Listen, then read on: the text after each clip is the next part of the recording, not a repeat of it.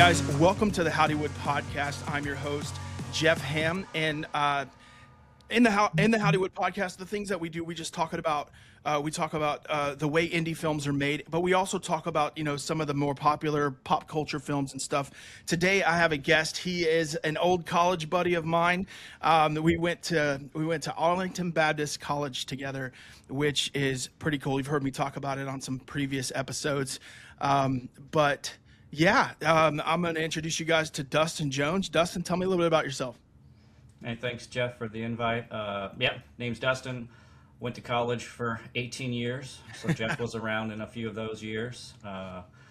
Did some youth ministry stuff, so you did that D-Now worship leader stuff, did music, and so that's how we actually met through there, I believe, first, then college. And so, big movie fan, so I've reached out to Jeff in some private messages and told him some ideas that I have, and I know that he's a filmmaker and loves, all kinds of different aspects of film, and he kind of has his hat in a lot of different arenas, so I thought he was a great person to talk to. So we had been messaging back and forth, and he knows my love for movies, and I just come from a fan's perspective, so I'm not bringing anything of technicality to this other than I just love movies. I love talking about different thoughts, theories, all that fun stuff. So I really do appreciate this opportunity. No, and I think it's always great to get the perspective of the fans, because that's usually, you're making the movie. Well, Martin Scorsese says he's making the movies for himself, right? And if fans love it, then they attach it. But at the end of the day, when you're in the indie film world, at some level, you have to make the movie that fans want to see. Otherwise, you're not making your money back. And that's what's really tough about this industry. So what's your favorite genre?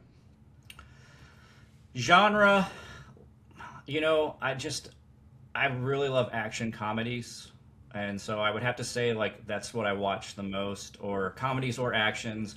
We get to start talking about favorite movies, I'm such a Lord of the Rings fan that I would love to say that fantasy is my favorite genre, but we don't have a lot of entries into it that are high caliber, I guess you could say. I've watched a lot, and so I would have to say action comedies probably. Yeah. I know my wife won't watch actions with me unless there's some humor, so. That's funny. What's an action comedy that you've seen recently that you guys really like? Ooh, that's a good one. Just some Netflix stuff. We watched The Heist with Kevin Hart, Playdate on Prime Video.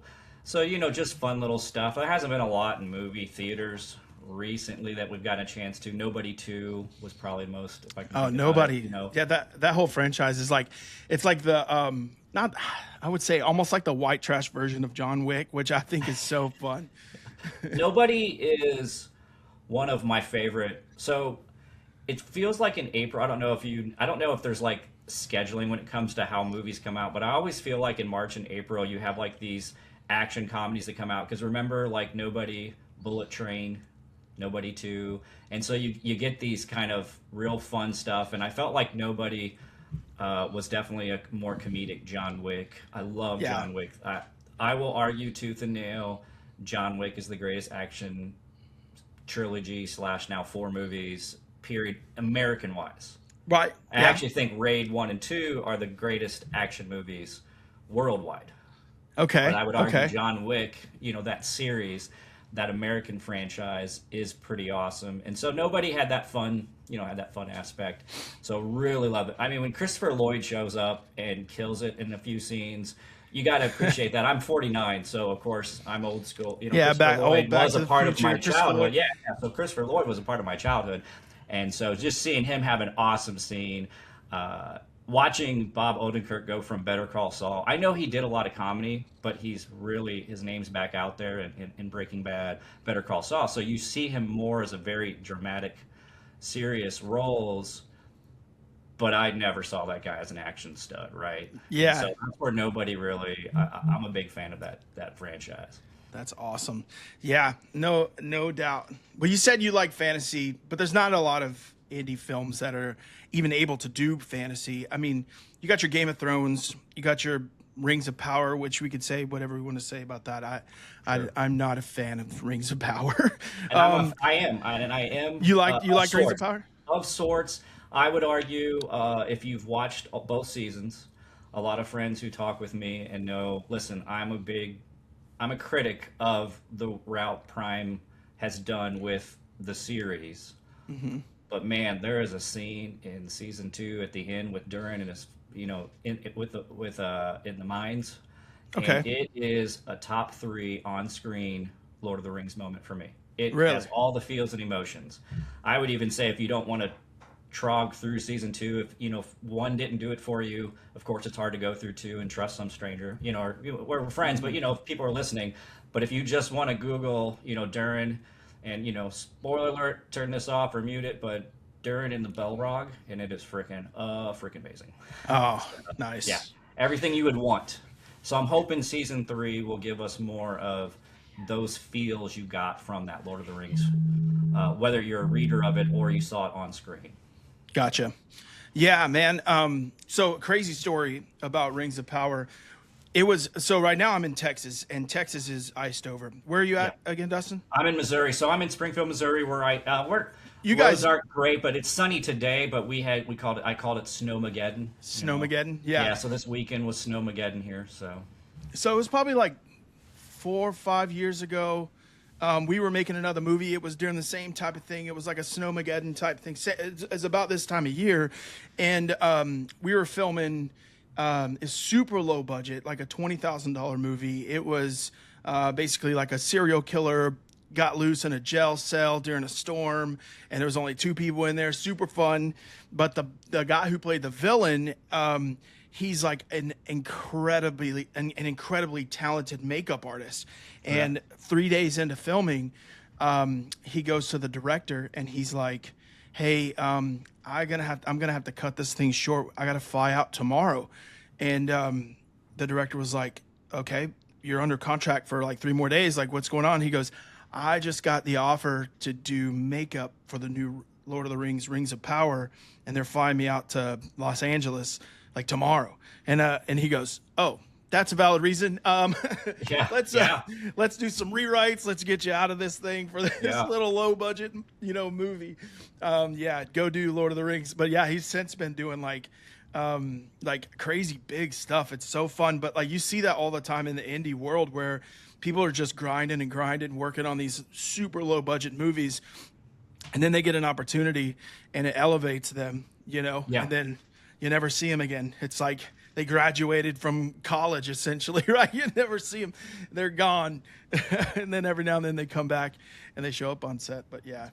Well, that's why I wanted to chat with, I watch a lot of mainstream stuff. I'll watch independent films and things like I messaged you, so I watched one of yours last night. And so I like any type of film. Like Prime Video has a independent, kind of like a lower budget series called Mythica. I don't know if you've ever looked into that. There's like 8 of them now. One just came out like a year ago. My wife likes fantasy stuff. We like Lord of the Rings and all that kind of stuff. And so Mythica is on Prime, and it's not massive budget. I mean, it's a good budget. I wouldn't.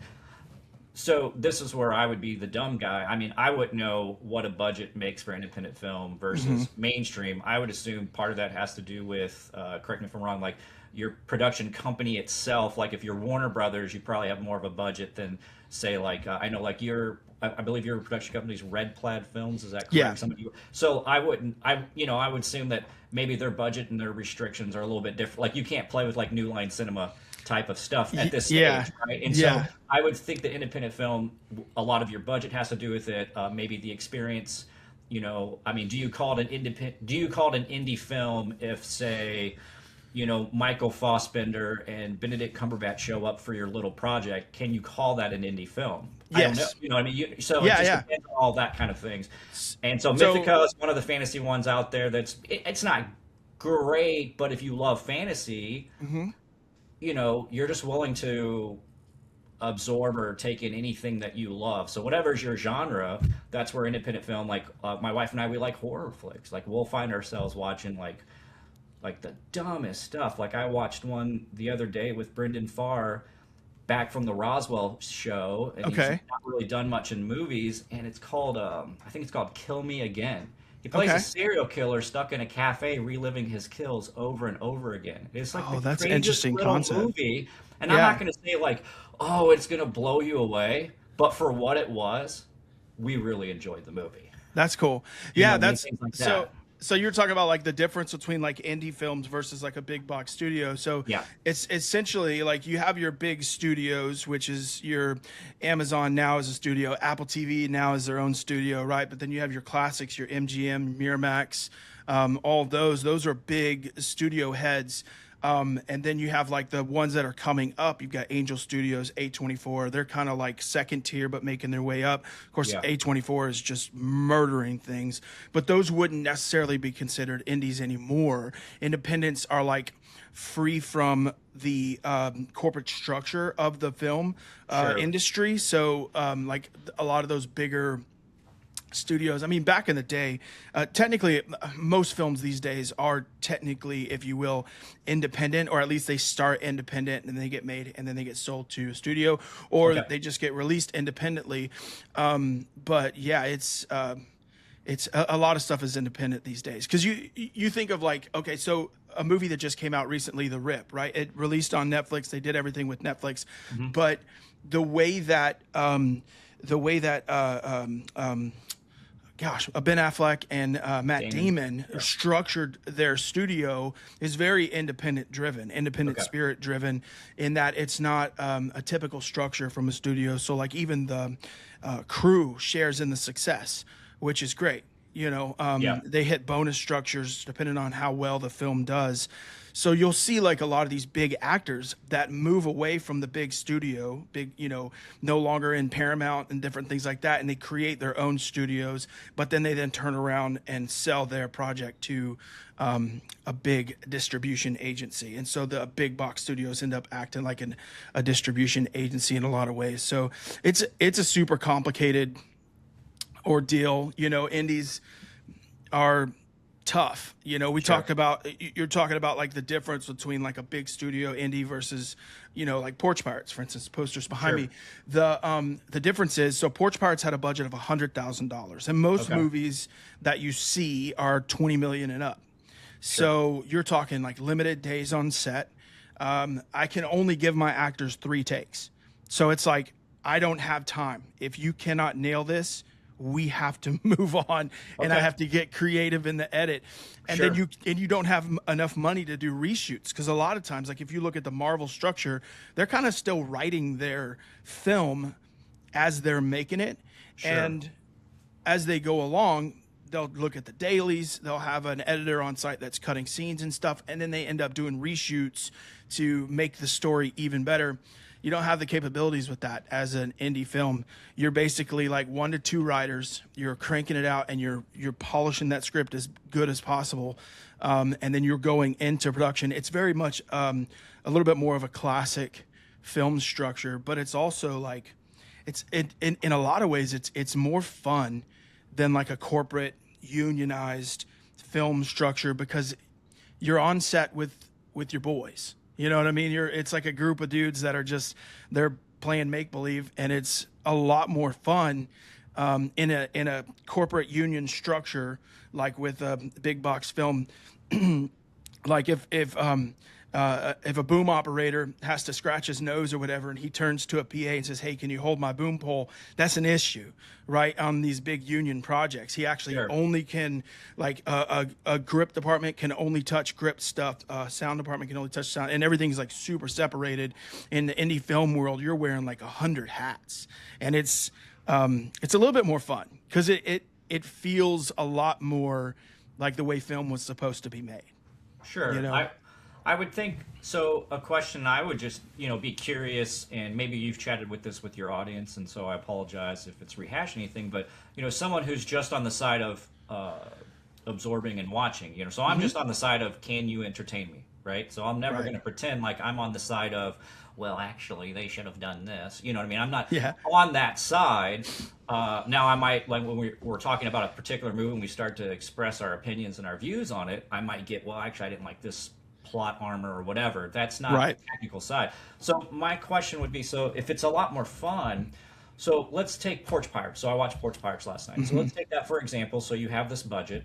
It's good to know. So like for me as a fan, it's good to know, like, there were certain scenes where you're like, well, was this the best acting? Like, not to Right. knock anybody, right? That's not to knock anybody, That's not to knock you or anybody like that, but that happens, right? And so Hmm. I never realized that with a budget, you're not getting a whole day for this scene at Thanksgiving dinner, right? You're not No. getting that. So you might be doing that dinner scene plus the other, like maybe a couple of the theft scenes all in a 3 hour frame. So you're rushing. And so you don't Yeah. think about that because I'm only on the side of the consumer. So what is for you, what do you feel is the toughest aspect of doing something like Porch Pirates from a many hats perspective? Like Mhm. what hat do you feel is the hardest because of when you're wearing multiple hats? Does that make sense? So Right. maybe being the sound editor is pretty easy when you're just focusing on sound.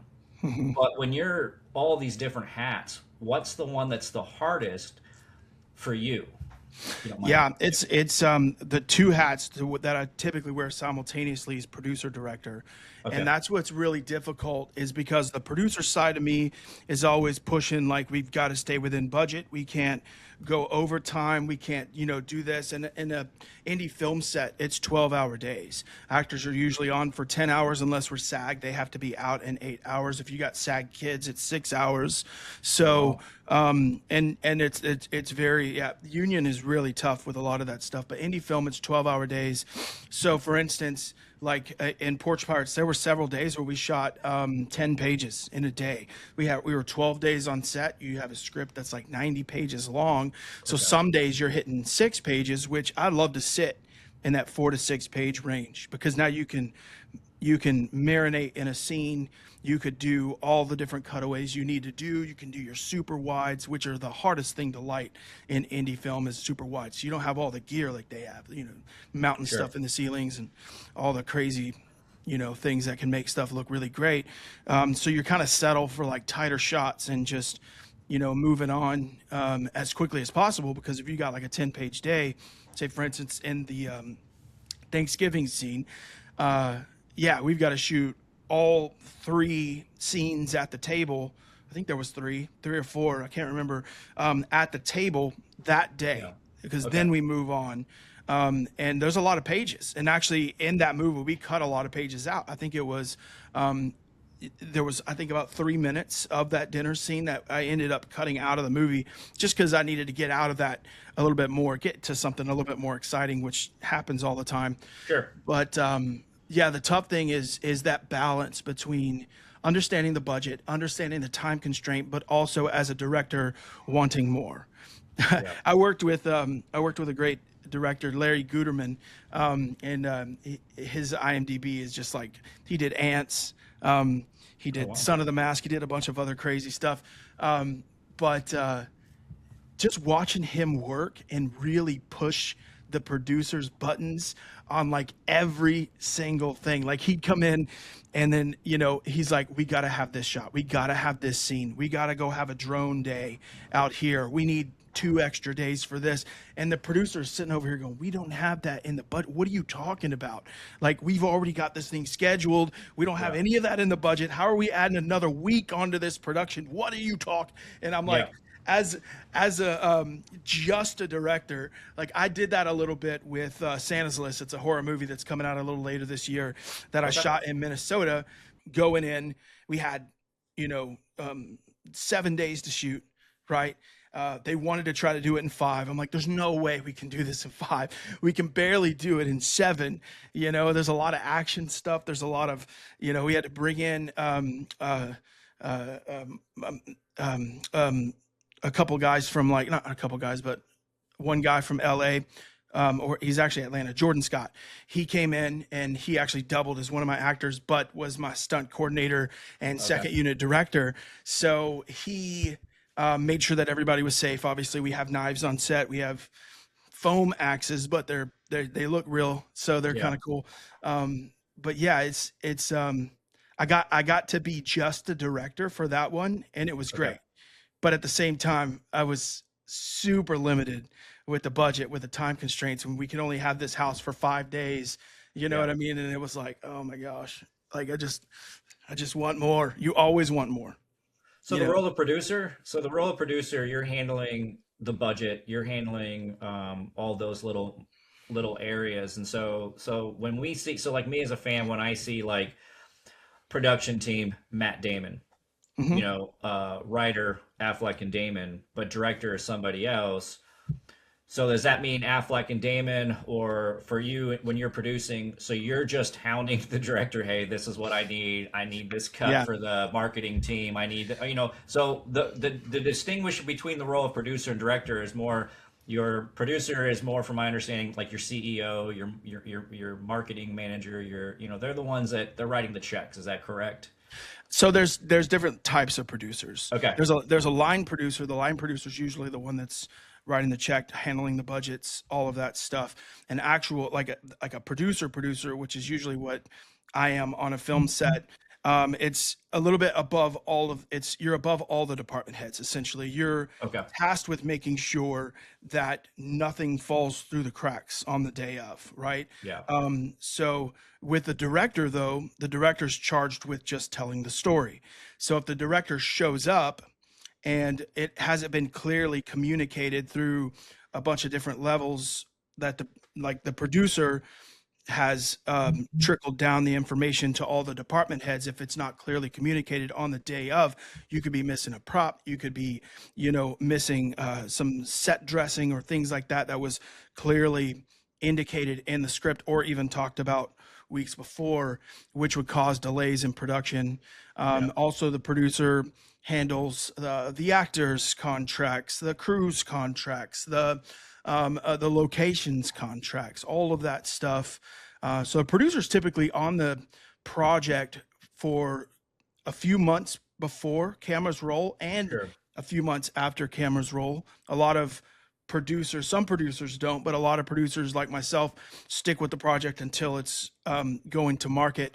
A lot of producers, once they're done, production is over, they're on to the next project. They let the post house and the director handle it from there until they get a link and they can make their notes on the back end.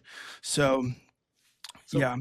what's it like? So when you're a director, so you've had the producer hat, you're directing a film, and your producer is someone who's been in your boat that's directed a bunch of films. Do you find that in indie film world, there's a lot of, well, this is the way I would like you to shoot it. This is, or is there a lot of freedom on your end, or do you ever feel like is it hard for a director to take off the director hat when they're in the And be a producing producer. role? You know what I mean? I'm Yeah, it curious about how depends. that works. Yeah, it depends. I mean, there's some that, yeah, but you'll find good producers, and this is something that I've learned too, is the hierarchy on the film set. Like, let the director tell the story. If there's too many cooks in the kitchen, if Yeah, there's too many people trying to pull the script in 100 different ways, you're not going to get a cohesive story on the other side, and it's going to become an issue when you get into post. I mean, there's like some things like on it wasn't on any of my film sets, but it was like as I was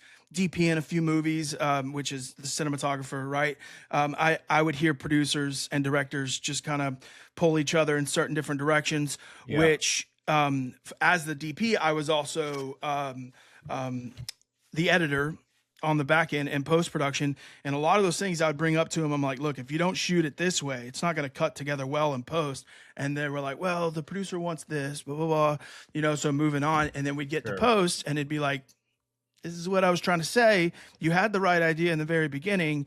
This, like, the producer isn't usually in the trenches. The Sure. Okay. director's in the trenches. The director's, crawling in the dirt with the actors and doing all the crazy stuff. So they Yeah. know what they got. They know what they need to put the story together. So a good producer is going to let that director cook, unless the story is going really awry, and you can Yeah. kind of tell that as a producer. The crew is getting frustrated with the shots. The actors are just not enjoying or having a good time on set. You can really feel the culture and the momentum of the movie if the director's really struggling. Yeah. And usually that's when a producer steps in And it's happened before. It's even happened on indie films too, where directors have gotten fired mid-production and the producer steps in and directs the rest of the movie. Hasn't happened on any of my sets, thank goodness. Yeah. Even though I don't ever think I'm the greatest director in the world. I always wanted to be, but it's like once you start putting movies out there, you're like, geez, this is hard. Yeah, listen, man, first off, just hats off to you for following your dream and doing this. So when I watched Porch Pirates last night, I'm just like, dang, man. Like, I wonder, so when you're watching that movie, regardless of what maybe I didn't or didn't like, what you can see in that movie is the lighting is like, it felt like a professionally done movie. Now, not to knock indie penny films, but you know how sometimes when you're watching a film, you can be like, man, this budget must have really struggled because this is grainy. The filming is just, it looks like I'm using my phone, or like when I went to college in the 90s, big O VHS camera. A flip phone. So sometimes that's Motorola hard. Like if you're someone who goes to the theater, it's hard to transition from a Marvel movie, the crispness, just the cinematography and all that. That's where it can be hard to then sit down in your own home and watch some of these other lower budget films. And it's not because so much the story. I mean, because if you love a genre, you're gonna go after all that stuff, Right.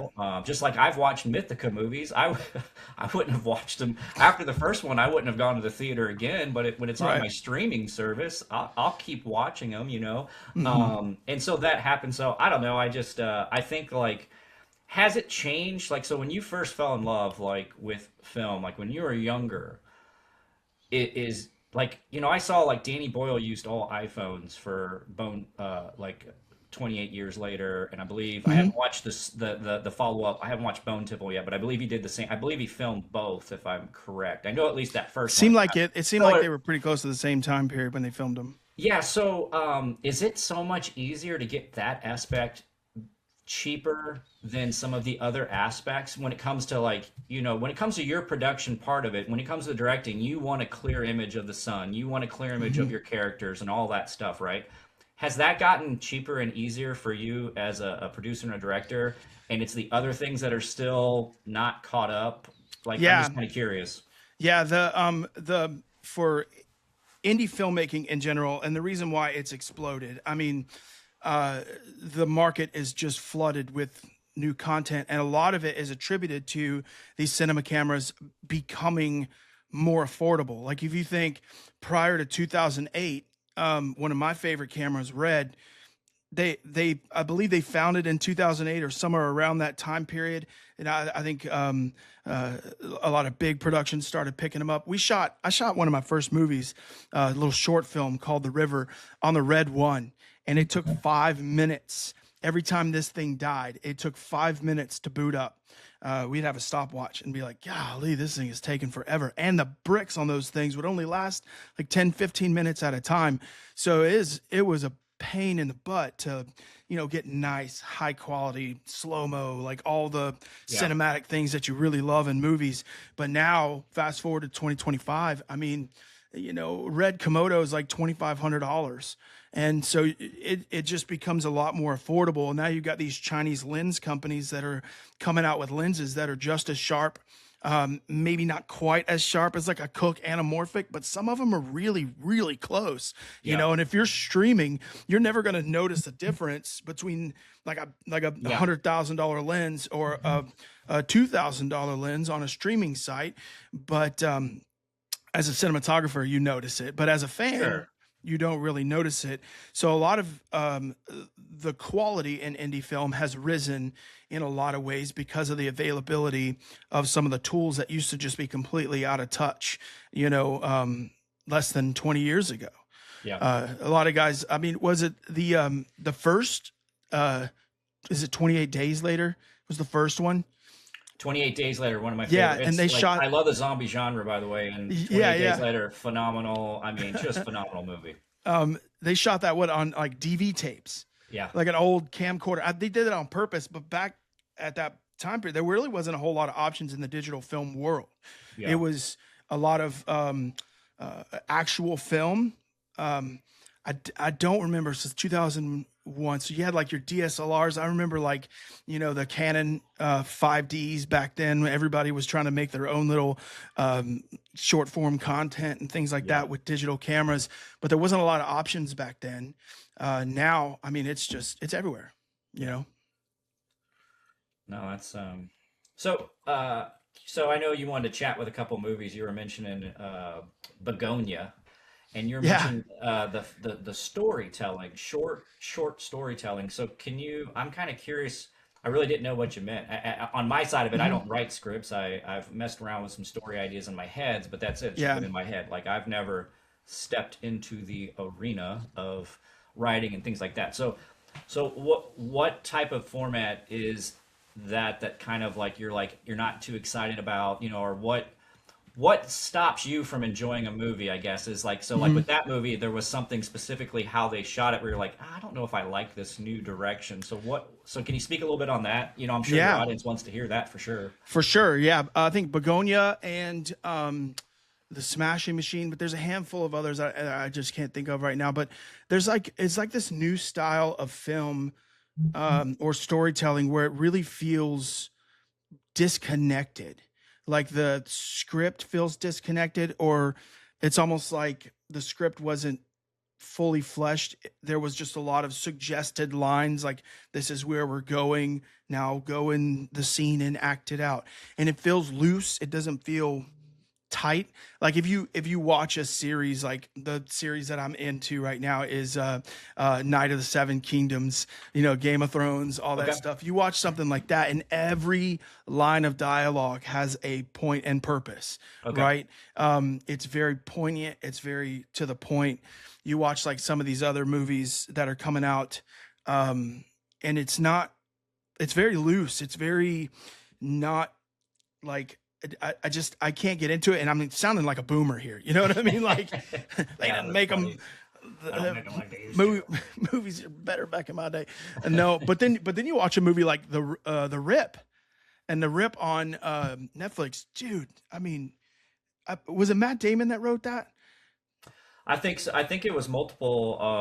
Yeah, I think it was three writers, if I remember correctly. I'll be but it. honest. That's like I mean, like from my side of it, from a fan side, I think that we'll like when names we'll recognize the name, like oh, this person wrote it. Oh, I recognize that Mhm. name. But as far as writer, I think writers probably get shat on the most from our side, just because like unless they're the one that's also like in the Unless it's like movie, Stephen it's King hard. Yeah, or well, like even uh, like yeah, because but it's name Aaron recognition, right? Sorkin or something like that. It's like a Yeah, huge name. Yeah, like it's but I yeah. can't remember. But man, that movie was. I'll tell you what. Here's the thing about the Rip. So here's a good fun little thing. Is the Rip amazing because quality of Netflix movies haven't been great, or is the Rip just a good, really amazing movie? Right? Like I've been asking myself, like I really enjoyed Rip, but I haven't Yeah. enjoyed a lot of Netflix pushed movies. Like The Mhm. Heist was okay. Their little Kevin Yeah, they're Hart very, foray. It very was clinical. silly, but I I think what was good about The Rip is it's almost like a return to classic. And it really felt like an old script, like something that was written in the 90s or mid 2000s, but brought to life now. yeah, Um, yeah, yeah. it I just guess you're right. felt like a classic storytelling. There's a twist. I don't know where it is or where it's coming from. Is he the bad guy? Is he the good guy? Yeah, It's the whole like, it's the entire like classic movie script structure from start to finish. And that's why it felt like just eating, a nice hot slice of apple pie. Like it was comforting, it was something that was familiar to me yeah, in the storytelling world that I really enjoy. And yeah. then also good action at the same time. A lot of mystery, a lot of twists, a lot of turns, a lot of wait, what is that? And then you get to the end and you're like, oh my gosh. But even still, like in a lot of those movies, like I'll sit there with my wife and we'll be watching them and I'll have the end figured out by act two, Sure, just because I've studied film, I understand story structure and different things like that, and paying attention to like the little subtle details that an actor does over here. That sure. has that's important for something that's going to happen in Act 3, right? It's the show the gun in Act 1 if you're going to use a gun to kill your subject in Act 3, the whole Chekhov's Oh yeah, gun theory and yeah, that whole foreshadowing. yeah, all Yeah, that stuff, right? yeah, So to me, it just felt like a nice little classic film structure, and it was almost like they went into it with the idea of don't overcomplicate this. Here's the yeah, script, mhm, and just let's capitalize on what we do well. yeah, And they did. They crushed it. That's why I really like The Rip. It's the same that I really like with Night of the Seven Kingdoms, right? With Game of Thrones before they fell off the wagon, in season 6, 7, and yeah, 8, and right. And the same thing with Stranger Things. Unfortunately, a lot of people just did not like the last season of Stranger Things, and I'm yeah. kind of right there with them. Oh Um, yeah, because I really feel like here's what's tough, right? Game of Thrones, Stranger Things, they built up like this huge totem pole of story and lore and fandom and all this amazing stuff. And it falls flat in the final season. And a lot of the reasons why is because they're building it up without an ending in mind. Game of yeah, Thrones, right? George R. Martin hadn't written the other books, but sure, he had everything up to that point written. So you had like a great series until you get to, well, what do we do now? We're just kind of making our own path. And then, the writers ended up, as they so it's been told, right? They had a sure, contract with Star Wars and they were just ready to finish Game of Thrones. And yeah, because they botched it so bad, they ended up losing their contract with Star Wars, which to me, I never really understood that, mentality when you were already working on the number one television show in the world. yeah. Why are you tired of it? Like, what more as a filmmaker could you ever want? You know what I mean? Like, that's the number one. You did it. You're there. You're on the mountaintop. Like, Do you finish ever? strong. But you think of like Breaking Bad, right? Sure, yeah, Breaking Bad ended so strong, but it allowed him to, 5 seasons, a complete story from start to finish, sure, right? Um, and it allowed him to do some spinoffs, right? He did El Camino and he did Better Call Saul, but it had a true conclusion to it, um, which you don't find very much in a lot of TV series these days, which is kind of frustrating because there's a lot of time invested in these sure. things. As a fan, you invest. Like my family, I was home when Stranger Things, the first couple up. So when the first season dropped, I think it was the 4 episodes. I actually was Hmm. back in Illinois, and so we watched two while I was there with everybody that had watched it from back, when it first came out. I mean, you forget, this came out so long ago. So for me, with Stranger Things, I just think I'm not going to defend the fifth. I'm not going to defend the final season as like great, but I think it was good for how much time. Like I don't get why we had to wait so long. Like you hire these kids, and anytime you're going to do Yeah. anything around kids, it's like when J.J. Abrams did Super 8. I just think it's such a great movie. I love anything Oh, that Super 8's great. Goonies, Yeah. Super 8, right? So like, but if Super 8 was to say, well, let's tell a new story with these kids, well, you can't. It's been so long, right? It's been so long. Or Well, you got to Harry make them Potter. have kids. Like so now they are Harry Potter, and so Harry with Potter's a good Stranger example. Things, some of these kids, let's just be honest, they didn't age. Yeah. They took huge changes, grew really really tall, all that kind of stuff, right? And so there's Mhm. that aspect. So for me, I just couldn't get into the season because I could no longer see them as And no kids. I longer mean, these were kids. Yeah. full on adults. Like the one dude, I felt like he was straight out of drug rehab for his scenes. Like not to be mean, but you know what I mean. Like so, it's like it was hard for me to see them as the kids at that D&D table in the very Yeah. first season, right? So I think that's part. I think there's nothing harder to a story than the ending. Because Oh, look, listen, definitely. I don't care what people say about Stephen King. Stephen King's written some great stuff, but he's not a good. His endings are not that good. I've never thought they're that good. But if you look at that in any kind of storytelling, this is a master storyteller who builds Right. up books, who builds up act ones and twos like nobody's business, and can just pop it out and make you love these worlds and all this. But man, some endings just are like, what? Yeah. I It's mean, I think tough. like with Game of Thrones, they were screwed because you could tell it changed because they were no longer even, they didn't even have the authors, they didn't even have original source. And so they were just kind of going, well, this is what I would have done if I was him, right? So Right. it became all this stuff. Yet, I mean, season 8 gets pooped on. I don't understand why people get so mad at fan service. Like, isn't the movie supposed to be for me? Right? Yeah. Isn't the show isn't like I get like on your side, like you want to make a great product, you want to enjoy, like this is your job, like you love this, you're in the trench, like you said it in the trenches. So you and the Hmm. actors are doing these scenes, and so but on my side of it, listen, I just want to not want to turn it off in the first 15 minutes. Yeah. I want to, and I don't want to wish I had turned it off before the last 15 minutes, if that makes sense, right? You know what I mean? Like, you just want to be in that. You just want a story that's like, give me that, they call it that hook. I read, I don't know if his name's, is it Sid Lynch or something? He writes books about how to, write scenes and stuff. And that first 10 pages, like, you got to hook them in some way, shape, or form. Yeah. You got to bring us in. You got to grab us. And I think that's probably the easiest thing to write is Yeah. the beginning. And so I think another thing is nobody wants it to end. Like for me, I hated Lost's finale. Yeah. I hated, Lost finale. That's a good I hated example. Dexter's finale. Hmm. Dexter's finale. That final season of Dexter. Oh my gosh! As a Dexter Yeah. fan, I was not happy. Game of Thrones. I didn't like it, but you know what? From the moment Ned Stark passed away, I remember calling my brother. I'm a diehard Boromir fan, right? I'm a diehard Lord of the Rings fan. Yeah. So Yeah. I watch Game of Thrones knowing nothing about the books, Poor nothing. Sean Bean has I to die and watch it everything. because Sean Bean was Ned Stark, and it's fantasy, it's medieval. Oh, you got me. You got me. I'm watching this show. There's some nudie booty stuff that I wasn't too, so I'm like, oh man, should Yeah, I you even be just fast watching forward this to show? that. Right? Yeah. Yeah, so I need to be watching the show. And man, when that happened, when I hated Joffrey with every passion of my being, Hmm. I called my brother and I was like, I don't ever want to watch this show. I'm so mad. But I'm going to tell you what, I'm sticking with this show until Ari passes away and I'm done. And I'm Yeah. just glad I got to stick through it all because Stuck through I it all. focused on her. I On focused Arya? on her revenge. She Yeah. was that was the character.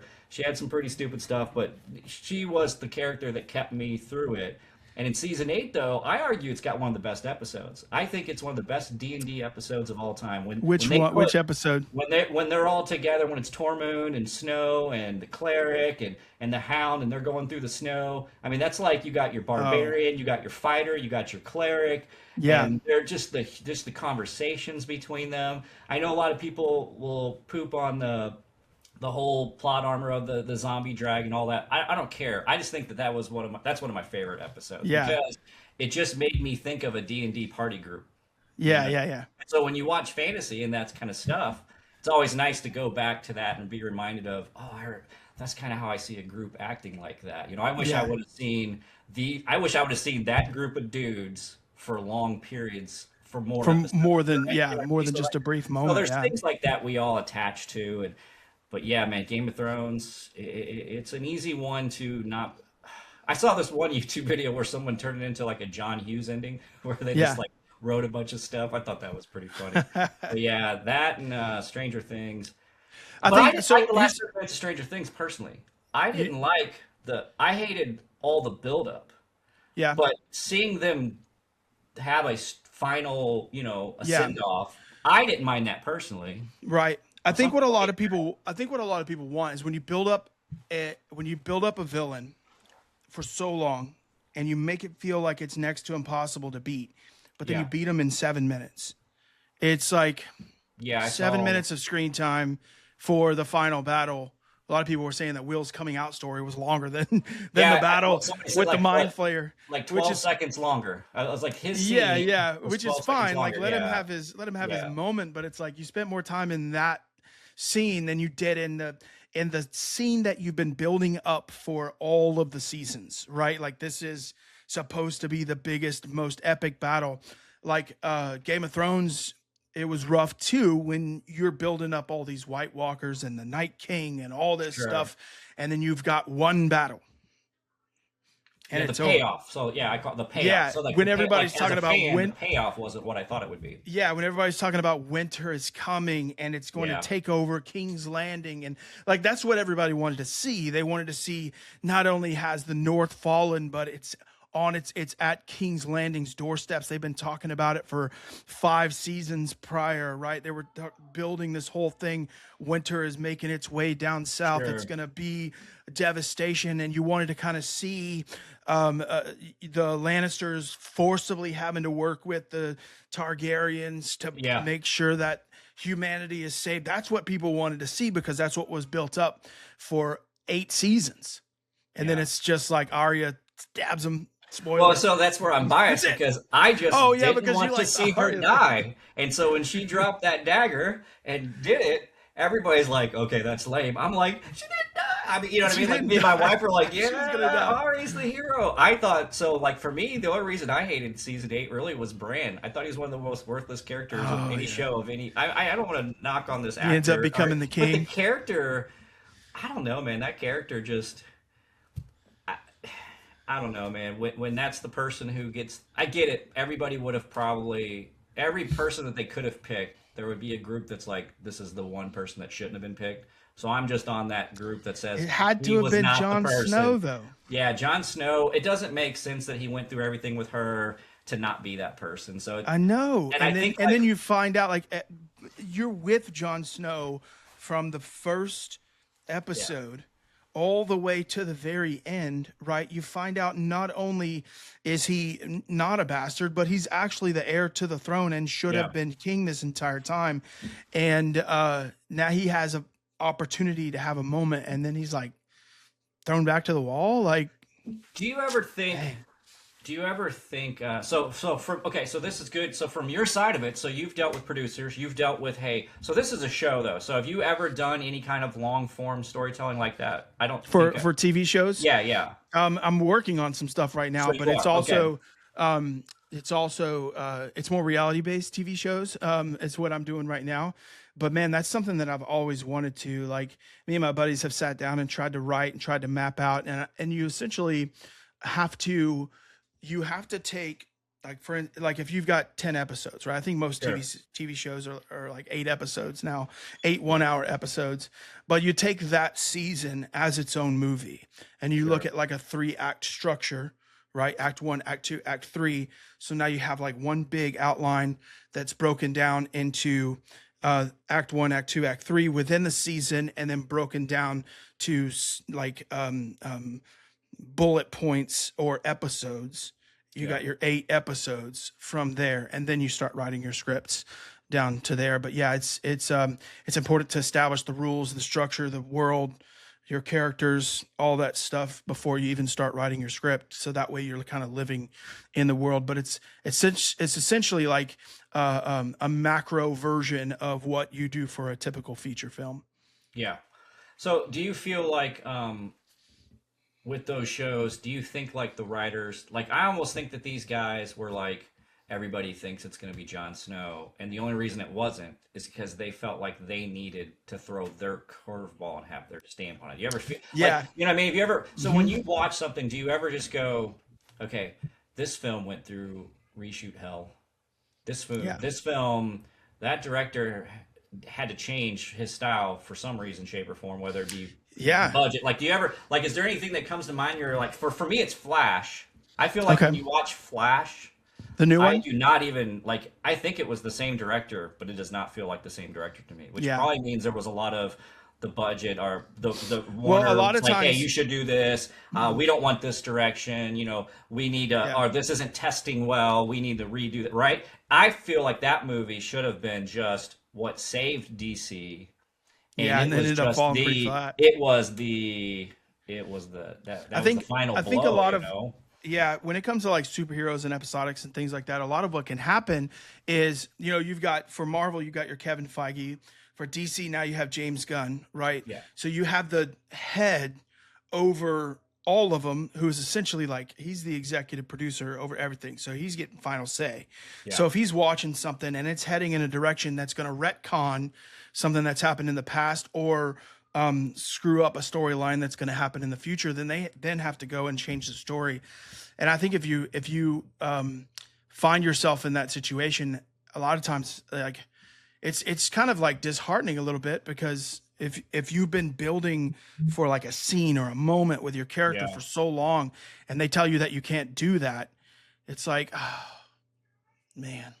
But You then they know, want you it's to keep those scenes in because of cost and because of filler, right? You can't just be like, well, if we cut all those scenes out, now it's only an hour and 20-minute blockbuster, right? yeah. So I don't know how that They'll do works. I like was just rewrites and curious. Yeah. reshoots. Yeah, rewrites and reshoots, and yeah, DC's hard, man. Like I haven't been able to get into as much DC. I am excited at the fact that Marvel has since slowed down their production. There was a moment there when, jumping on the hype of Iron Man, which Jon Favreau, one of my favorite directors, this dude knows how to start franchises. Like, this Sure. is crazy. I love that. Like everything he's done. But Yeah. then, like, when people jump in and they're like trying to, take what he's done and build off of it, it ends up falling apart for some reason.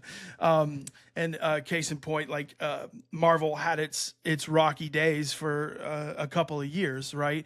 And Yeah. then the Mandalorian, has since kind of slowed down, but that was Jon Favreau's baby. And then live action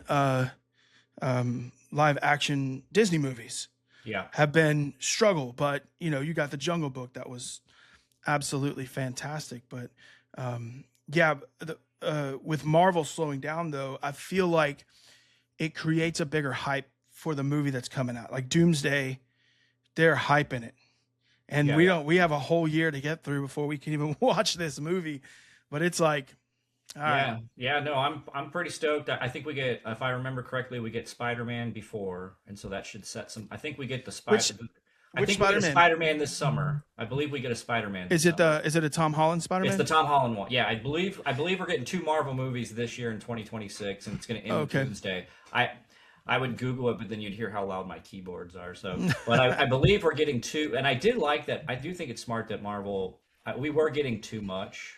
Not, and as a fan of this comic book, I never thought I would say too much, right? Give me it, give me it, give me it, give me it, give me it. Right. Fantastic Four. I love Fantastic Four as a kid.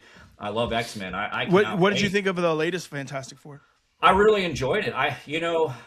Here's the problem. So I loved Thunderbolts and Fantastic Four last summer. So I Okay. thought both Marvel movies were. I thought Thunderbolts was super risky, and for me, it paid off. My wife and I were crying. I in love certain Thunderbolts. scenes, right? So I thought Oh, Thunderbolts. yeah. I thought Thunderbolts was needed, and I think that whether people poop on it or not, if they were to go back and go, hey, this was different. And I think we Right. needed different. We needed, listen, I'm not all into, let's make everything a mental illness. Like, I'm just, that's not me, right? And I get that that's the push, but that's not, it made me really care about each one of these characters. And it did the anti-hero really well. Because Yeah. that's something that's getting overdone. Anti-hero, like, listen, the Shield revolutionized anti-hero. And to this day, I don't care. Like, listen, I'll measure you as a person. The Shield? You mean The like Agents of Shield? or Yeah, what? no, the Shield. The show The Shield with Michael Chiklis. If you've never Okay. seen it, it changed how we see a hero type. The Gotcha. anti-hero can lead the show. It can Right. be, you can successfully, from beginning to end, have A+ storytelling when your main character is not actually a hero, but thinks they're the good guy, right? And so the Shield really, I mean, it's gritty, it's awesome. I can't highly recommend it enough. If you're ever looking for a show, just give that first season a go. Yeah. Old school Walton Goggins, you can't go wrong, right? Like, Nice. so I knew him before other people knew him, right? So I've been a big fan of the Shield. So you have that anti-hero. Well, then it's just been done so much. Like, there's so many movies where it's like these questionable morals and and all that, right? Yeah. No big deal. But Thunderbolts just had fun with it. But Yeah. it dealt with it. Like, I like John Walker. Like, Yeah. I like his character. As a Yeah. Captain America fan. And I liked Yelena, and I liked the Red Guard. So I love Thunderbolts as Fantastic Four. So I say all that to get up to Fantastic Four. Fantastic Four was boring in comparison. Right. But I appreciated that we got a Marvel movie that didn't push. So one of my big issues is the trope of internal family conflict.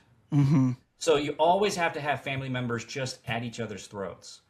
Fantastic Four was just a refreshing movie period, when it comes to just seeing a family that was there for each other. Yeah. Marvel's first family, right? So like I feel like they got some great things right, Yeah. I feel like I just felt like the payoff wasn't worth it, unfortunately. But I loved everything up until then. So I would definitely go see Fantastic Four sequel. Hmm. But I could see how Marvel could be like, maybe we need to maybe we need to Marvel this up a little bit more. Yeah.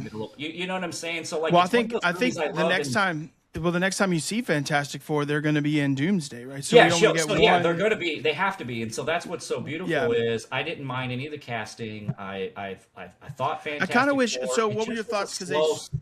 they Go ahead. switched from John Krasinski, right, Yeah, to Pedro Pascal because they teased John Krasinski in Doctor Strange, and I yeah. was like, oh, he's a great, you know,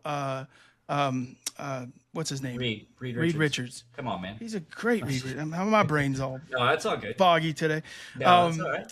But no, he's I was trying to say Mr. It's not Mr. With Incredible. Mr. Fantastic. Mr. Yeah, he's Reed Fantastic. Richards, Mr. Fantastic. I liked him. I thought John Krasinski, if John Krasinski had kept the role, I don't, I'm not going to be like, I'm not in some like Fantastic Four fan clubs, but I'm on like, I'm on a lot of nerdy movie groups and Facebook I write and, we, Yeah. get conversations.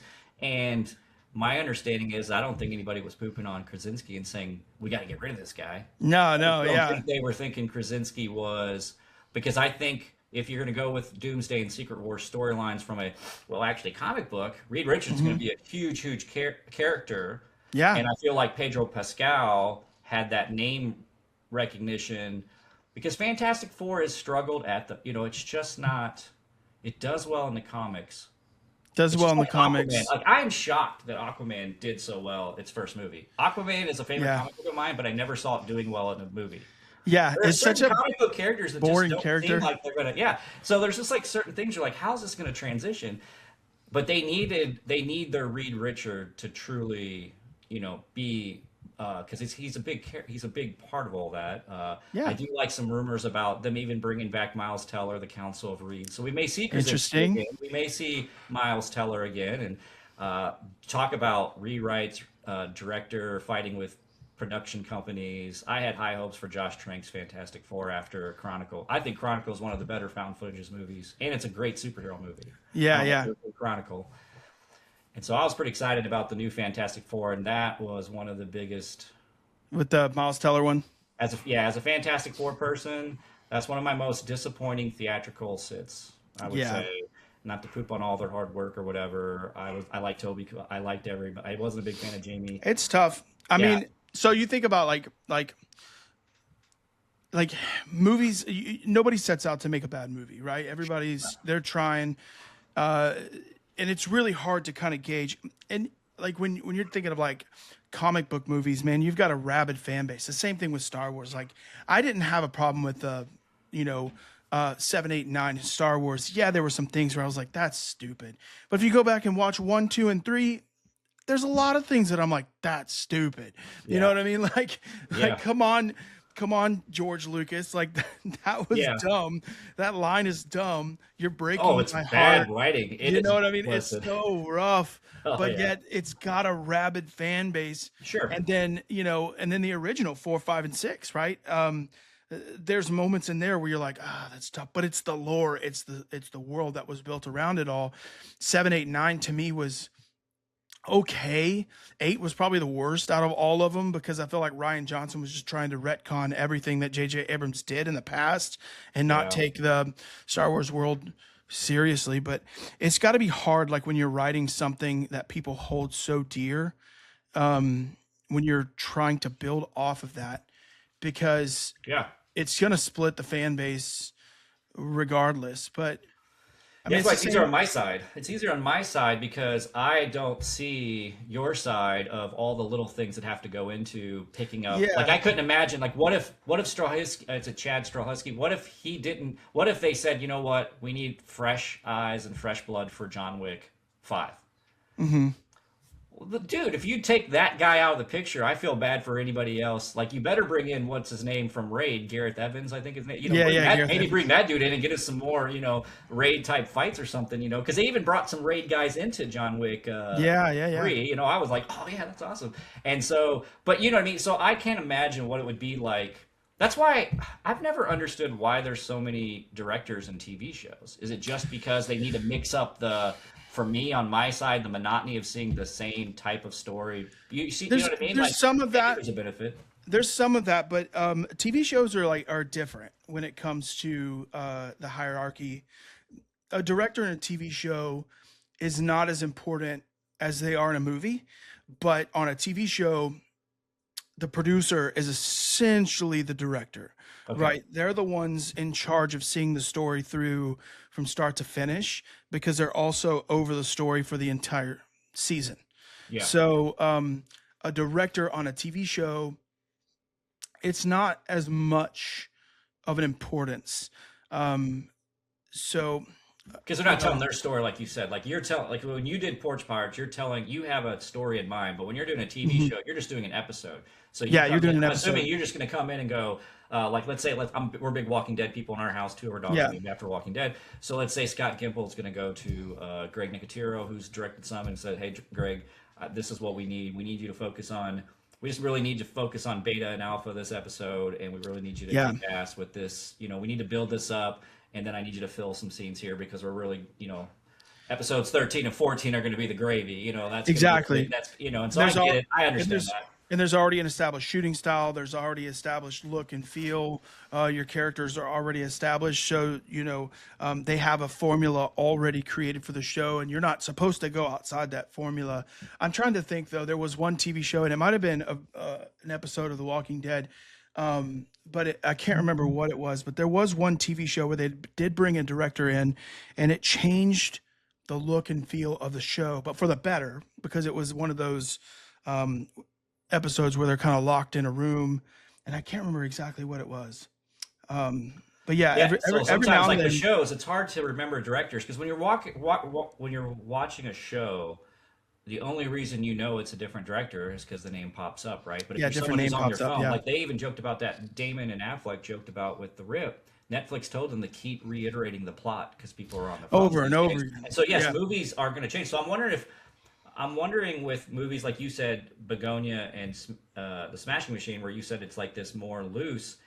Improv's pretty big right now. So like, is it just like they're just trying improv drama? You know what I'm saying? Like it's easy to do improv comedy, probably. Like you say, okay, guys, this is what, like, you know, the show. Have you ever watched The League? Like one of the League, they're, you know, fun, but that's just all. Hey guys, we're just gonna talk about this, and then they just go.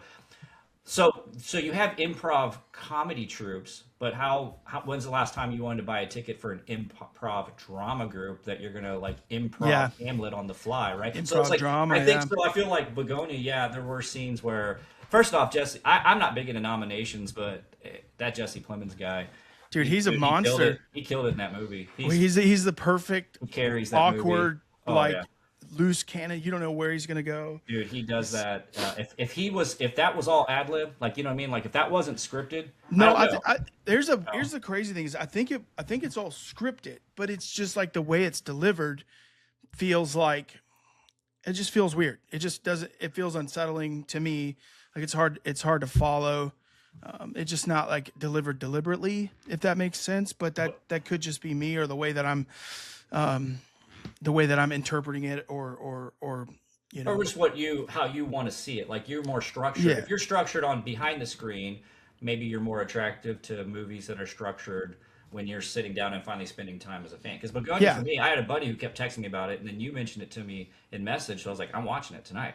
I wanted to watch it before we talked, because I was curious, because I was like, well, you're the second person that's mentioned to me in a week. What did you think of the ending? Person loved it. The ending, listen, that movie, okay, first, I don't want to ruin it for anybody, so let's not ruin it for anybody, but I can tell you this much. That movie, I love a movie that makes me as equally mad as it makes me happy. Like, right? Yeah. Like that movie had such a payoff that pissed me off, yet such a payoff that was so worth it, right? So it's just one of those things where it's hard to, like, I was talking to my buddy, I was texting him earlier this morning and said, hey man, I did watch it and everything. and he had just pushed it. He's like, hey man, it's one of those movies like me and my brother were watching. First 20 minutes were like, oh, I don't even know if this is gonna be worth watching it. So then me and That's my how wife I tried to felt. watch Yeah, it. Yeah, first 20 minutes, just like, oh gosh, yeah. it's Christina so didn't even loose. wanna It's watch so it.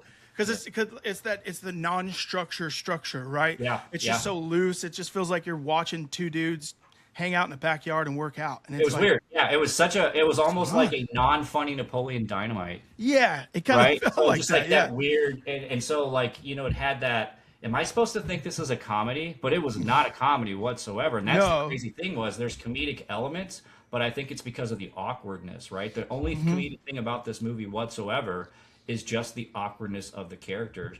And I just think when all's said and done, I mean it's one of those if you're listening to this episode and you've never watched it and you're a big movie fan, you're probably not gonna be mad you watched it.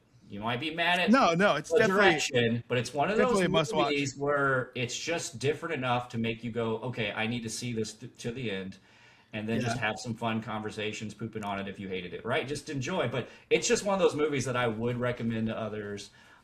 It's weird. It has a scene in it though that I'll never be able to rewatch. There's something that I just can't handle. So it does have some elements that are like brutal. So just keep mm-hmm. that. There's just stuff that so I don't want to recommend stuff that might bother people in ways, but it's just a story that's just so quirky. And so when you say unsettling, that's what I really feel like. I don't know the writer, I don't know anything, but I would almost put $100 down that if we were able to talk to that person together, That was their intent. Their intent was to unsettle you. Oh, Because for if you sure. think about it, that movie, you've watched it. It did Mm-hmm. such a good job of going any direction it wanted to at the end. It Right. literally set up any ending they wanted to do. That's why I think it was so unsettling. You're like, well, what's going on? Who am I supposed to?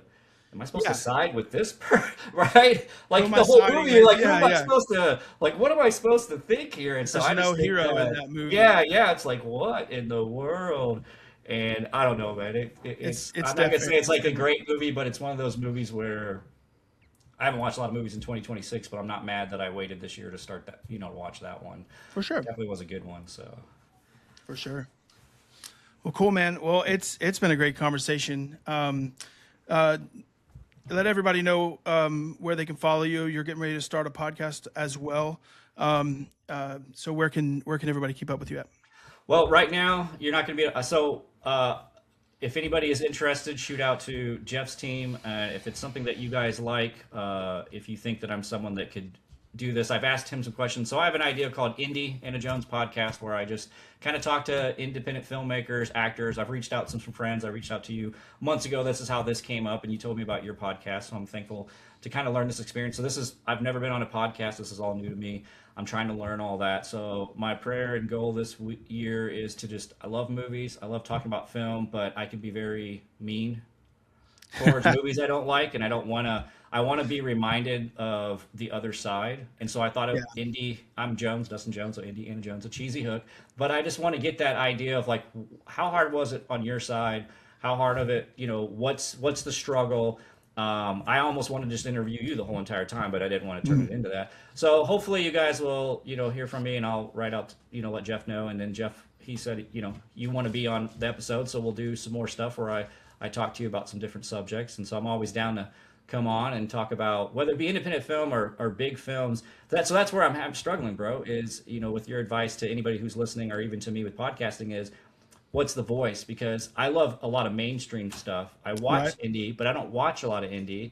So it's like, well, I don't know if I'm trying to promote just tons of independent film and saying, hey guys, watch independent films. But it was good talking to you, because I realized, a lot of times you guys are just trying to find this film, and then you're trying to probably find that distributor who like sells it and platforms it and things like that. Like Prime Video putting Porch Pirates, and I saw you have I think Bull Shark. I saw there was one.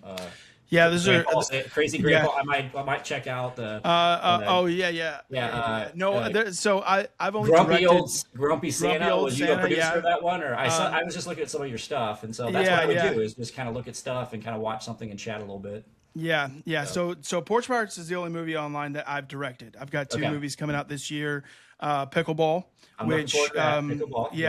which comes out a little later this year, and then Santa's List, which is I haven't done a horror movie in a long time. It's mostly like I've mostly done a lot of short form horror movies, but this one was like, we got a little budget. we got 7 days. Let's just go up there and house and have a little bit of fun. So Yeah, I look we forward to did that. I like horror movies, so Yeah. Cool. Well, awesome. Well, thanks for listening, guys. And I'm sure we're going to have Dustin back, and we'll talk and we'll update on, films as they come out and different things like that. But if there's something that if you got a question, concern, comment, whatever, feel free to shoot us a message on any of the social channels. They'll be linked down below, and send me an email. Love to hear back from you. Thanks, guys.